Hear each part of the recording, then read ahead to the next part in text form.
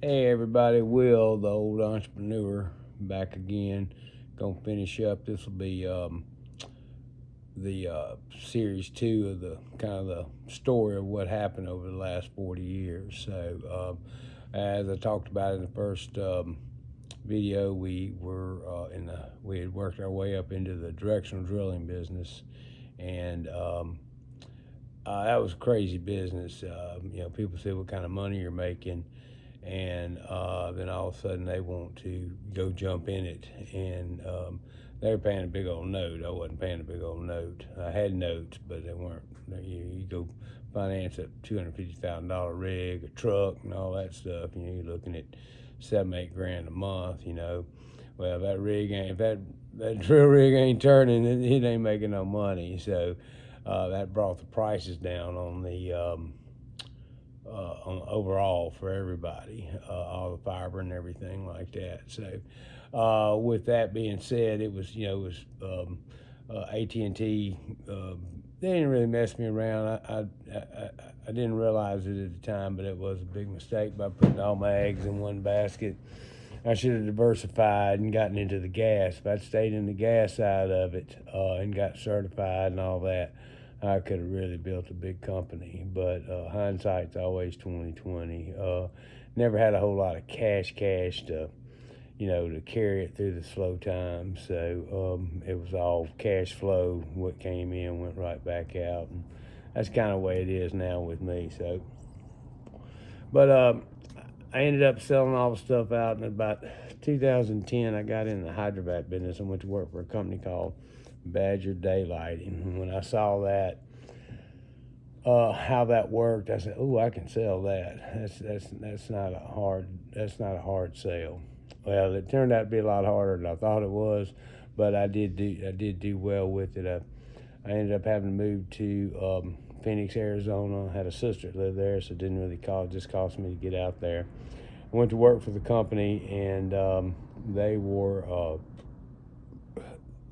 told me they needed a project manager out in Tucson, and that's one of the reasons I went out there. And I went back and forth with a little girl on the HR. And, finally I told her, said, "Hey, I'm not married." They were going to open a branch in Mississippi. They weren't going to open a branch in Mississippi. They were going to open a branch. Never could get them to pinpoint down. Finally, I told the little girl, "Hey, I'm not married, and my kids are grown, so I don't have to stay in Mississippi." And it's like a light bulb went on. So we need a project manager in Tucson, Arizona. So that's great. My sister lives there. And to have to drive back and forth from Phoenix to Tucson every day. It was about an hour. It wasn't that bad. And probably an hour to get out of Phoenix, and then an hour to get there. So talked to the guy out there, a guy named Daryl. We ended up said, "Yeah, sure, come on out." I had to go out on my own dime, and so I packed up everything in Mississippi, put my house on the market, went about my business, and did got on the road there, and got out there and go to see the guy, kind of interview. "Oh, we didn't get that job. We don't need that project manager when we get on the truck." I said, "Man, I'm almost 50. I don't want to get on a truck." And so I said, "Well, let me see what else I can find up." I talked to a company, Bar One Auctions. I interviewed several jobs, and never was successful. And about 2 weeks later, a guy called, a regional manager. Said, "Man, I just saw your resume. I know they got you out there on false pretenses." And he apologized for that. And he said, "But if you'll get on a truck and for 4 to 6 months," he says, "I'll get you a management position somewhere." He said, "I don't know where, but I'll get you a management position." A guy named Tim River. And I said, and I was pretty willing at that point. I said, "Yeah, I can do that." Well, actually, that was the best thing I ever did, really. I got in there and I learned the capabilities of the truck, what the truck would do, how to troubleshoot the truck, how the truck worked. It was a very complicated truck. It's basically a big ass vacuum cleaner with a water hose on it, and put the tube, had this big trunk came off the side of it, and had aluminum tube. You put that on and worked it all with a remote, and you would turn the dirt into water, turn it into mud, and suck it up in the truck, and then you have to go dump. So I did that. It was almost 6 months to the day, and this guy called me from Wyoming. He says, "Hey man, I need an ops supervisor. You came highly recommended." I said, "Okay, yeah, I'm driving right now. Let me call you back." So I called him back when I got off of there. We talked a little bit more. I said, "That sounds good. I'm ready to get off this truck. And so I went to Wyoming, sent me out there in October. They had me in the desert for the winter, and then they sent me to the mountains. Or they had me in the desert for the summer, sent me to the mountains for the winter. I was like, well, they wanted to see how much I'll take. So I get out there, and man, it started snowing. It snowed the whole time I was there. Come around April, I was about to have to sign a new lease with where I was living or find another place to live. Tim called up and said, "Hey, you want to go down to South Louisiana and help take over a franchise?" And I said, "Yeah, I can go down there. It's not a problem." He goes, I said, "They want me to sign another lease." He said, "Don't sign a lease." So with that being said, I ended up going to, I said, thank God I'm out of this cold ass weather. I saw it from 120 degrees to minus 44 in the same calendar year. So that was pretty extreme, especially for a guy from Mississippi. And we get snow, it shuts everything down here for 2-3 days, and it's gone. And it snowed there, and it was there. It stayed the whole time I was there. All I saw was never saw grass, saw snow. But so I ended up going down to South Louisiana. We took over the franchise. I kind of became the district guy for the Gulf. This new woman had come in to be a vice president, and she was tough, and I don't think she really particularly cared for me. She said I came from the oil field, which I never I worked in the oil field years ago, but it was nothing. I was not I just clicked with those people, so I probably am a little rough on the rough side. And but nevertheless, I went in there and I worked. I did what I was supposed to do. I got trucks running, started meeting customers, started getting customers. And back in those days, you had to tell everybody what hydrovacuum was and who Badger was. Nobody had heard of them down in the South. They didn't know anything. If you got around the Houston area, people knew what hydrovacuum was. So made some good relationships. People I still talk to today on that. And it's been 15 years since I started that journey. Then my daughter was getting married, and I said I either got to have a month off or it's time to open a branch in Mississippi. And they said, "All right, we're going to do it." So I came back home. Still had my house here, and never did sell it, and ended up going to open the branch and started hiring drivers and got it all going. And I was kind of working the central Mississippi area, from about Grenada all the way down to the coast. We didn't have anybody on the coast at that point. We had a branch in New Orleans or Baton Rouge that was kind of covering that. So I was still kind of helping those guys out a little bit.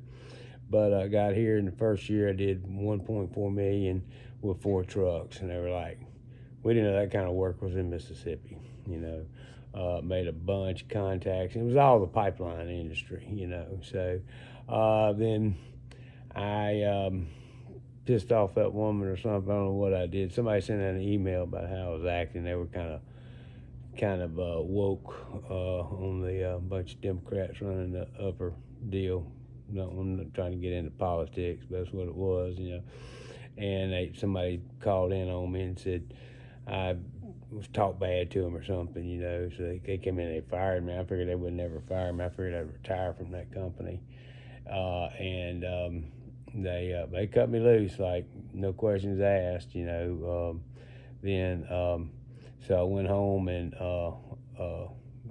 didn't know what to do. I had this job for that was in 17, so it had been started in started in 2010. So about 15 years, give or take, I had been running this, working for Badger, and like I said, I thought I was going to retire from them. So I got on the internet and I looking for a job, and everything had turned to the internet on that, and I come across these little small trucks. I said, well, aren't they cute?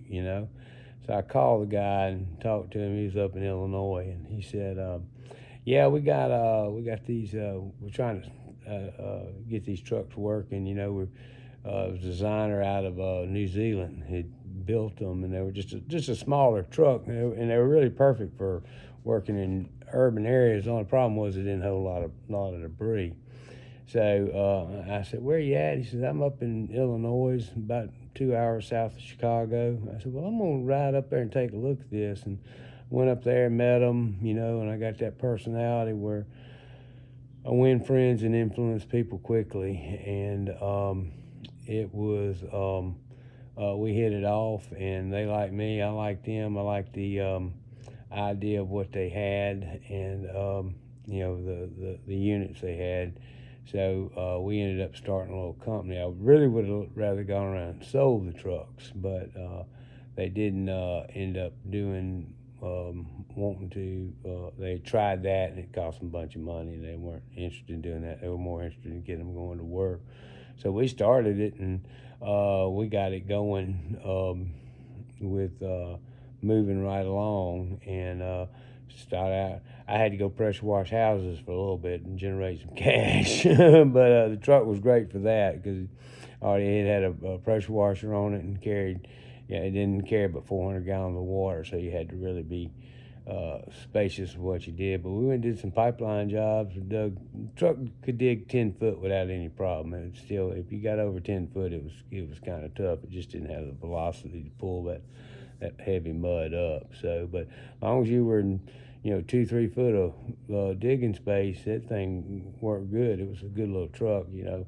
So I ended up working for a natural gas company, and they were contracting with Atmos, and COVID hit, and shut down a lot of stuff. But I still worked. I worked the whole time through COVID, and then those guys were scared of my non-compete, so everything was in my name. So I got a call from a bigger company, needed to get trucks moving, and they bought me out, and I kept my accounts receivables, and it was wearing me down too. I was getting on up in age a little bit now, and then they ended up because I was running the truck, taking care of all the book work, paying for everything, fuel, it was everything.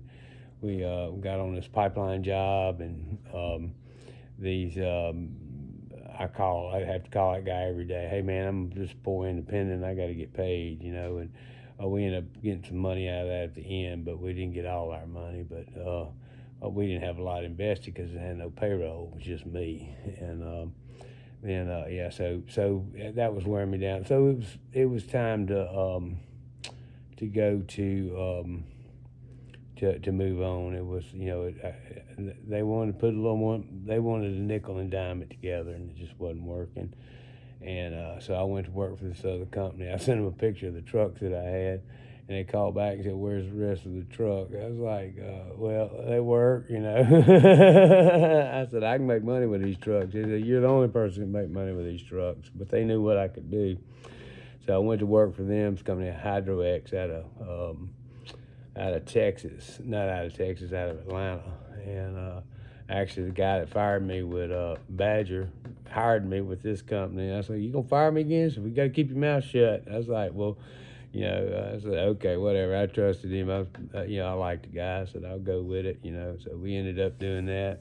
I went to work for them, and it wasn't about a month. They needed to say, hey, you need to go to North Carolina and see about this, if this truck will work up here, if you can get your truck, that little truck.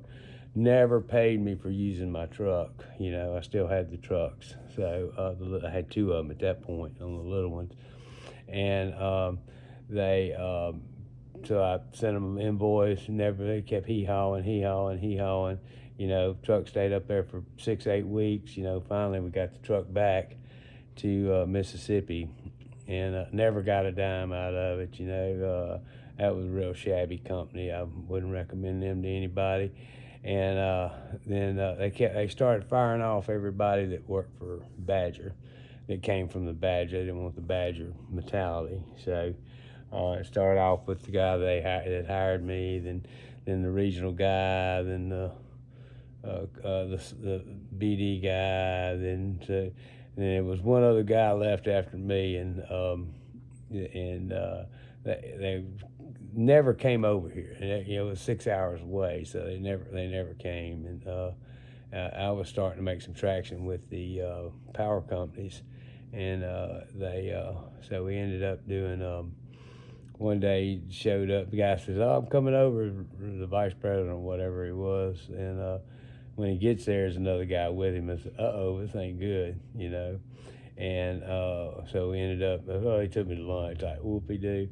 They wanted to give me 3 weeks severance package because it was getting towards the end of the year, and I had a week's vacation, so I took it. So they wanted to give me 3 weeks of severance package. I said, and not look for a job for a year. I said, no, that ain't. I said, for 12 months severance package. I said, you'll never hear my name again. Well, they wouldn't do that. And the only good thing about that company is I dumped a bunch of money into their 401k, and they kept me there long enough to me be invested. So I walked away with a pretty good little bonus on it. But I mean, it was my money and what they matched, but I got vested. So it worked out pretty good on that end.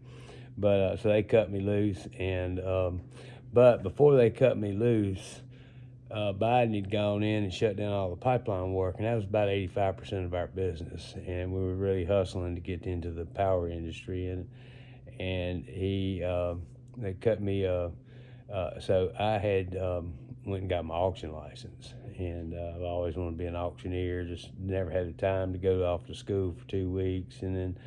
So I studied the course, or went to school. I studied the study guide for the state of Mississippi, and once I got my certificate from the school, I turned it in, put in my application, went over there, took the test. It was a 100-question test. They came back and said, "You missed 2." And I was like, "Well, which one were they?" They said, "Don't worry about it, you passed." So. I went to school. That's a whole nother story on the auction school, but we'll cover that in a little bit later. But then we turned around, and so I started kind of doing high bid and kind of part time. But I knew they were going to cut me off. They were paying me some big money for what I was doing, and then. But it ended up they came in, they cut me loose, and after the non-compete, I was like, "No, you're not gonna tell me I can't work." So I went to work for a smaller company, and I was waiting for that cease and desist letter. But I wasn't a danger to them. They were more concentrated on the Atlanta market. So I wasn't a real big danger to them. They did have a couple of trucks still back over here. Now they don't have any trucks. I don't even think they go to Birmingham anymore. They strictly stay in that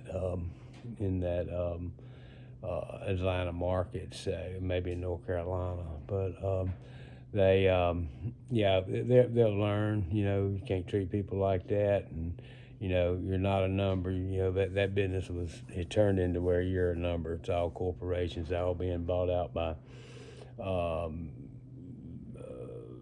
these big conglomerates. Quantra and all those guys are buying up hydrovacs, power companies, and all that. All that whole thing goes together. So, Quanta, that was it, Quanta. And but they ended up turning around and cutting me loose, and so I went to work for this other company, a little smaller company, and they wanted me down in the South Louisiana area every week, and I'm living up here. They were putting me in an Airbnb. I made it a year, and once that non-compete was up, I was like, well, they ain't gonna send me a letter, because I was hoping they would send me a letter. I was gonna sue the shit out of them, and they never did. So the year was up, so I kind of backed off of that. That was in 23, 24, I guess, something like that.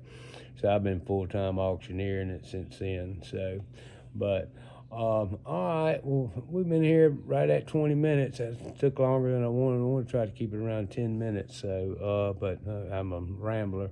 So, hey, I'm Will. I am the old entrepreneur. If you would like and subscribe, and or don't, it doesn't matter. Come check out our content. We got some pretty good stories. We're going to be working on a little series on this. Going to start back after I finish up this. I'll probably do one more on the auction house, and then I will kind of tell you a little bit about how that business is running. I also opened up a pack and ship store too, and I got some T-shirt printers and UV printers and wide format too. It's more of a hobby than it is a business. Then we'll do that. So I'll probably do a series 3 on the start, and then we'll start breaking down each business and what kind of money we made and how it worked and all that kind of stuff. But yeah, y'all follow, subscribe, and like the video. That helps out everybody get recognized on YouTube. Hopefully I can help somebody else out, or if you got something, send me a comment. You got a question, send me your number, whatever.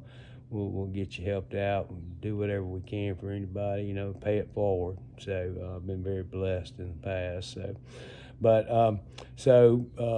always remember, we're at the scene of the crime, and it's better to be seen than viewed. So thank you very much. The Old Entrepreneur out.